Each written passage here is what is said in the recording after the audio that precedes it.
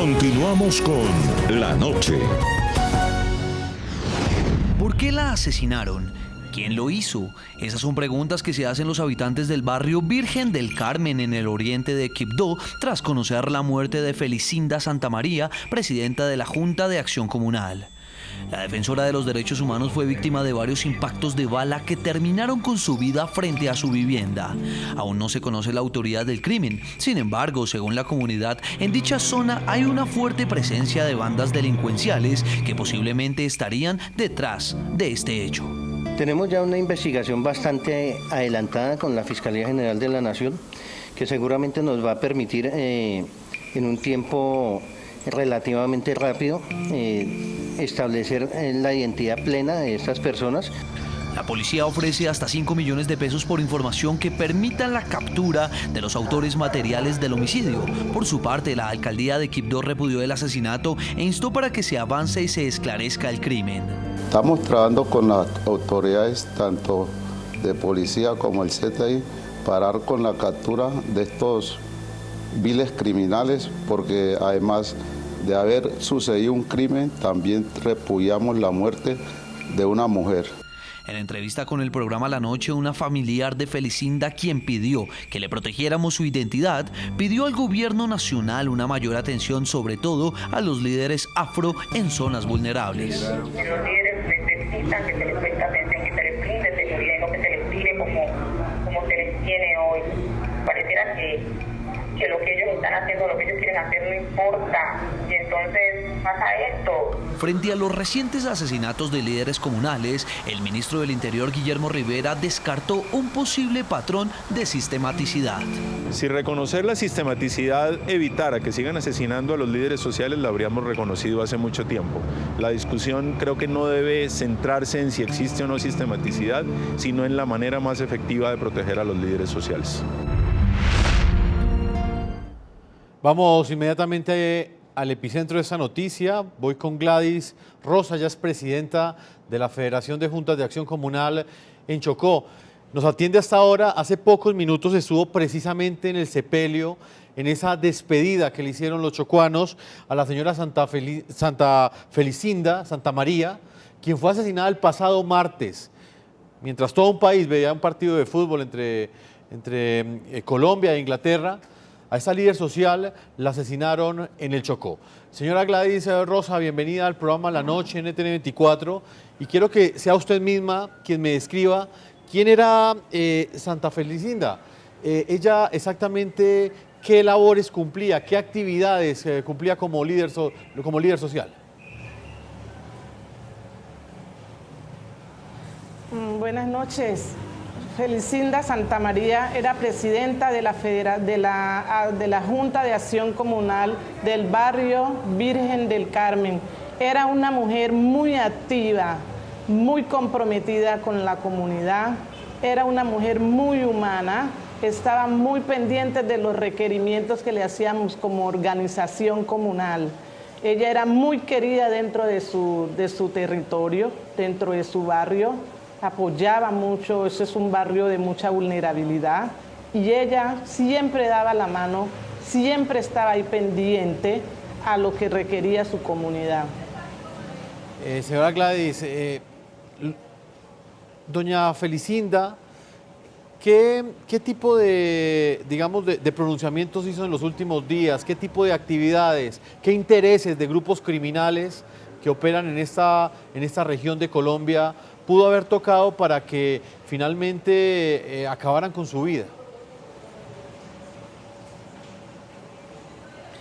Bueno, nosotros no tenemos conocimiento de que ella haya tenido algunas amenazas, ¿sí? No, ninguna amenaza, nosotros no nos dimos cuenta de eso. Igual ella tampoco, porque hace unos 5 días estuvimos interactuando con ella, porque estamos trabajando en el Comité de Acción de Paz por los Jóvenes.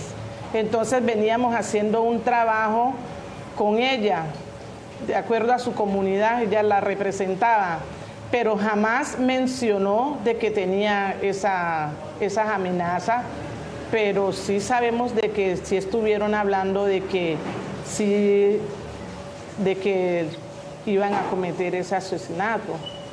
Pero no, ella nunca jamás dijo que tenía esa amenaza. Señora Gladys, ¿ella contaba con algún tipo de protección estatal?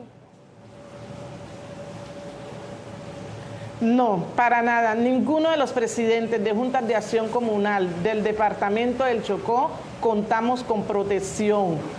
Hemos reiterado varias veces de que tenemos muchos presidentes que han sido amenazados y pese a eso no hemos tenido el apoyo de ninguna organización, de ninguna institución. León Valencia, ¿esto es un asunto que se soluciona con chalecos de antibalas, con escoltas, con camionetas, con protección o la solución es mucho más estructural? La solución, está muy buena la pregunta y además quiero realmente felicitar a NTN 24 horas. Yo creo que este programa es un programa muy especial, muy ilustrativo de un problema profundo que está ocurriendo en Colombia y el hecho de que este programa se solidarice de esta manera con los líderes sociales marca una tendencia en el país, marca un hecho muy importante en el país que empieza a preocupar en los medios de comunicación toda esta tragedia y esta masacre. Sin duda la protección de los líderes con sistemas de protección institucional es muy importante, pero no es lo más importante. Lo más importante es ir hacia los responsables intelectuales de esto. En investigación criminal normal, y yo no soy abogado, pero me imagino que cualquier abogado dirá esto, es que uno siempre que matan a alguien, la investigación empieza por quién tenía intereses, qué intereses afectaba a la persona que fue muerta, los móviles del delito, siempre se busca. Es la única cosa en Colombia y yo creo que en el mundo donde no se buscan los móviles es en la investigación de los líderes sociales. ¿Cómo así? Por ejemplo, en Urabá han matado 15 reclamantes de tierra, de la restitución de tierras. Esa es el perfil de esos 15 en varios años, desde hace mucho tiempo han matado a todos estos líderes reclamantes de tierra. Entonces la primera investigación que había que decir, oye, ¿a quién le estaban reclamando la tierra? Porque esos señores estaban afectando a unos despojadores. ¿Y quiénes eran los objetos de reclamación? Ese es el primer indicio que hay que buscar. Nunca han preguntado por eso. En enero, mire un caso especial, digamos, de un líder muy querido, Temístocles Machado, en Buenaventura. Entonces este señor era un líder de unas comunidades que estaban resistiendo a un poco de empresas que están desalojando a los líderes de territorio de Buenaventura para poder ampliar el puerto, para poder meter negocios grandes. Y sí, este líder resistía muy fuerte, pues lo matan. Hoy en día, y se fue el procurador, eso fue un escándalo judicial enorme. Las investigaciones no avanzan, pero lo primero que hay que buscar es a qué intereses afectaban estos señores. Entonces yo sí creo que en eso hay una desidia muy enorme. En Colombia avanzamos mucho cuando empezamos a decir, oiga, los señores que secuestran aquí en Colombia, los que más secuestran son las FARC. Esos señores empezaron a tener una denuncia muy grande, los de las FARC, y una detente muy enorme porque todo el mundo los acusaba. No es que son los únicos, sí, pero son los que principalmente secuestran. ¿Y por qué? Por temas económicos, por temas políticos. Entonces no es tan difícil, no es tan difícil ir a los móviles del delito. Y aquí cuando no, hay una pero todo el mundo, los analistas, hay una confusión enorme, pueden ser muchos sectores, nadie sabe. No, inclusive todas esas palabras lo que hacen es encubrir a los que los están matando, que son la gente que le afectan los intereses. Salud, Hernández, adelante, le planteo el mismo interrogante. ¿Esto va más allá de escoltas, de chalecos, antibalas, de protección del Estado? ¿La solución es más estructural? Vamos a ver, en Colombia, desgraciadamente, en muchísimos crímenes hay un altísimo índice de impunidad. Le recuerdo al señor León Valencia que en el secuestro, cuando yo estaba en la Fundación País Libre, que se dedicaba a combatir el secuestro, los índices a veces superaban el 90%. Es decir, eso no es cierto. En todos los delitos, desgraciadamente, cometidos en zonas rurales, el índice de impunidad es altísimo.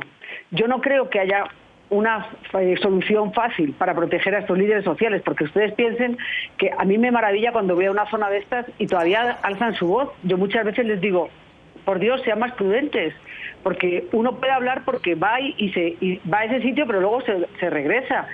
Es que yo no veo cómo tú puedes proteger en esas zonas. Y además al Estado le ha importado cero esta gente, nunca le ha preocupado. Tienen amenazas, algunos tremendos, y no les importa lo más mínimo. Y los matan y son como si mataran cucarachas. A nadie le importan. Ahora parece que importan un poco, pero las medidas que les dan, como algunos, es tenga un móvil. Pero y llame cuando me estén a punto de matar, les llamo, o cómo es la cosa, póngase un chaleco antibalas. Pero bueno, es que es desconocer la realidad del país, esa realidad rural. A mí me parece muy difícil. Lo lógico sería que los investigaran, pero tenemos otro problema. A muchas de estas zonas rojas no van los investigadores. Para ir necesitan la protección del ejército. La gente le da pánico hablar, no encuentras testigos, no encuentras nadie que quiera hablar. Y después hay unas autoridades allí que tampoco intervienen. Mire, yo recuerdo un reclamante de tierras, y en eso León tiene razón, era el 1/10 de su familia que asesinaban por una tierra que está en el Urabá, el 1/10 de su familia. Y es que la policía ni siquiera fue a recoger el cadáver, porque le daba... Pues no sé, porque para ir a recoger el cadáver necesitan una protección y hacer un operativo porque no sé qué. Y no pasó nada. No pasó nada con ese asesinato, y es evidente que son los que tomaron posesión de la finca de la familia, los autores, y ni siquiera ese caso. Pero ya le digo, podemos hablar lo que queramos desde aquí, no va a pasar nada, sí. No va a pasar nada, porque para investigar en Cáceres, usted vaya a Cáceres, mire, usted en Cáceres, que es donde ha matado a la persona que trabajó con la campaña de Gustavo Petro. Sí. Vaya a Cáceres, mire, usted entrevista en una oficina cerrada a un funcionario público y le habla entre susurros. Y usted dice, mira para atrás y dice, pero si no hay nadie. Y le habla entre susurros, se muere del susto de hablar. Entonces, ¿de qué estamos hablando? Es decir, este es un país donde el Estado no está en muchas partes que matan a esta gente. Entonces, aquí podrá decir el ministro del Interior, que él además es de una zona que también es complicada, puede decir lo que le dé la gana. Y sabe que es mentira. La señora del Chocó sabe que todo lo que están hablando es paja, porque al final ella, ¿qué le va a decir a uno, por ejemplo, un líder de una vereda de Bojayá? ¿Qué le va a decir? Nada. Sí, María Victoria. Venga, señora, a ver, ¿qué le van a decir? ¿Cómo le van a proteger? María Victoria Llorente, quiero conocer su opinión. Es callarse. María Victoria, quiero conocer su opinión antes de marcar esta última pausa a comerciales frente a las acciones que ha tomado el Estado. Ha habido una preocupación del gobierno por proteger a los líderes sociales, entregarles medidas de protección, pero muchos aseguran que esa no es la solución, por lo menos no la más efectiva. Una solución quizás a corto plazo, pero no estructural. A ver, yo creo que todos estamos de acuerdo con que esas medidas son insuficientes, y además de todo que no habría suficientes chalecos en el mundo para poder proteger a todos los líderes que hay en Colombia. Ni suficientes celulares para darles a todos. Realmente esas son medidas, digamos, apenas paliativas, y lo que pasa es que a partir del acuerdo de paz, precisamente el acuerdo de paz se ocupa de este tema y plantea la necesidad de que este tema se aborde de manera integral. Lo que sucede es que solo hasta ahora se han venido desarrollando las medidas, solo hasta hace un mes o algo así, o sea, ya se emitió la política de protección de líderes, una política que tiene una visión integral, en donde uno de los asuntos fundamentales es precisamente tener una lectura absolutamente pormenorizada y un seguimiento muy pormenorizado de lo que está pasando en el territorio, y se les ha dado mayores responsabilidades a las autoridades locales en estos temas. El problema es que se les dan responsabilidades a las autoridades locales, pero no se les dan capacidades para poder cumplir con esas responsabilidades, que es un problema típico digamos, del Estado colombiano en todas sus distintas tareas. Entonces aquí, digamos, el punto es que tenemos que empezar a ejecutar esta política. Hay que empezar a ejecutar la política, por un lado, estoy completamente de acuerdo con León Valencia en el sentido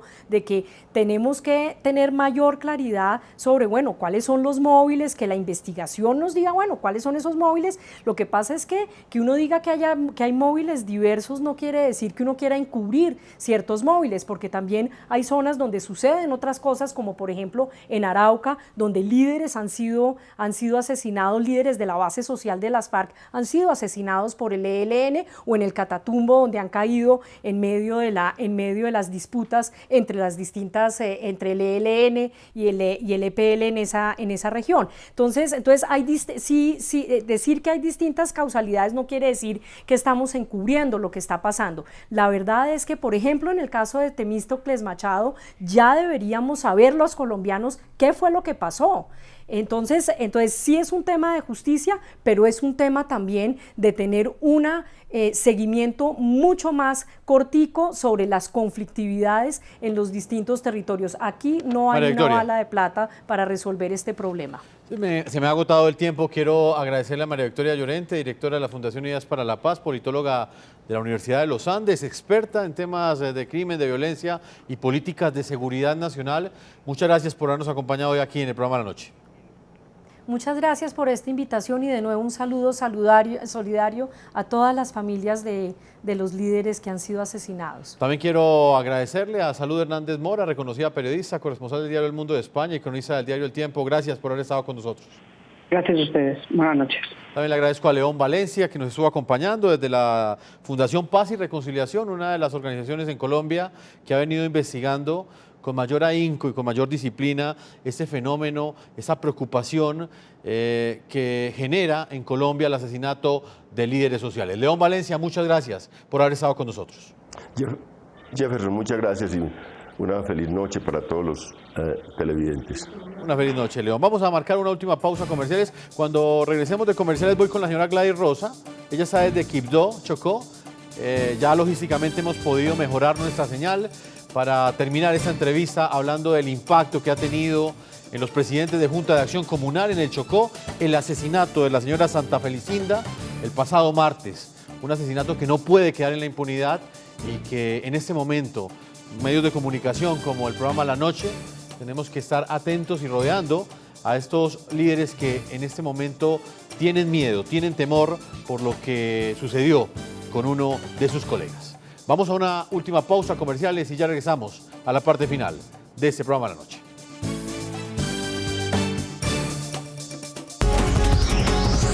Ya regresamos con La Noche.